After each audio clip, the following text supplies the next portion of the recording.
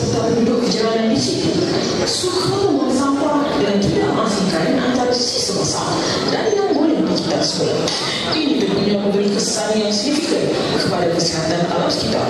Adakah Mat Lima dan kawan-kawannya kekal dengan sikap acuh-acuh, atau mungkinkah jika berlaku kepada kampung tak recycle menjadi kampung hijau, indah, bersih dan bermain? Pasti ada jawapannya. Mari sama-sama kita saksikan.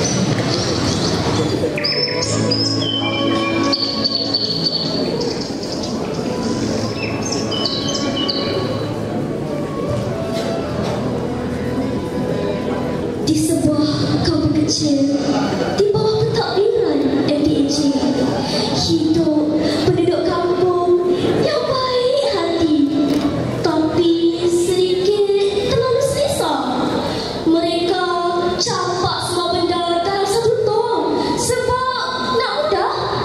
Tapi bila semua nak mudah, masalah mudah timbul perlahan-lahan. Alah, campak je semua dalam satu tong. Kesut nak. Mak, plastik naik, kertas naik, sisa makanan pun naik. Kalau dicampur semua ni nanti, mestilah naik bau busuk. Lepas tu nanti banyak lalat yang datang. Nak, betul lah tu. Aku setuju dengan apa anak kau cakap. Tapi lah kalau kita nak mengasingkan semua ni nak, penatlah kita. Apa yang dikalakan ni? Tunggu tak usah risau ni. Aku dah asingkan dah. Ni plastik kiri, kertas kanan. Lepas tu aku bakar je. Senang. Pak Mat, itu bukan kita semula namanya Pak Mat. Itu kita asap namanya Pak Mat. Yo orang kampung! Siapa naik? Aku siap bawa semua percuma lagi. Tak payah susah-susah bawa botol berat-berat. Habis ni terus buang je. Abang Bob, itu bukan free namanya Abang Bob. Itu hari bencana namanya Abang Bob. Assalamualaikum. Waalaikumsalam.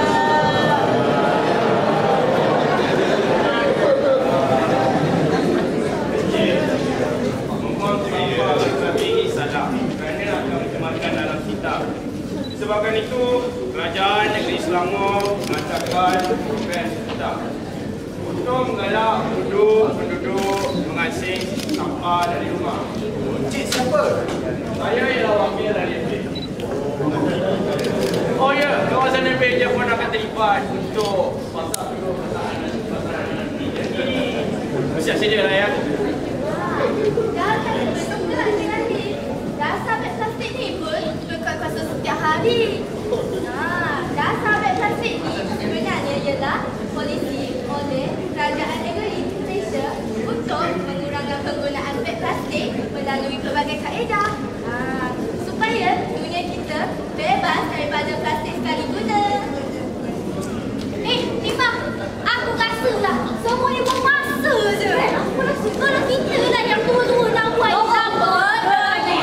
Aku tak faham lah. Semua Lima. Lagi tak faham benda ni.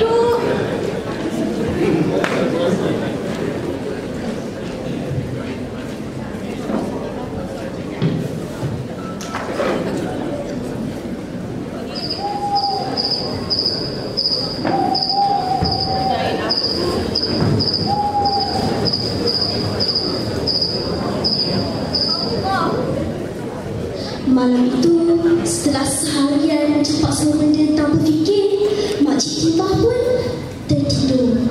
Dan dalam tidurnya, ada sesuatu datang meneguk.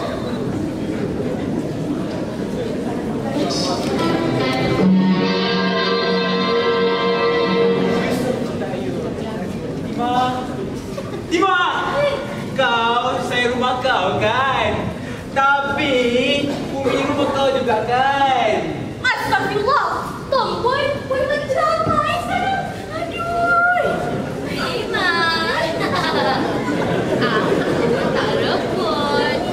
Aku tak hilang. Aku tetap wujud. Kalau kau tak asingkan aku, ada je. Kita akan jumpa aku lagi.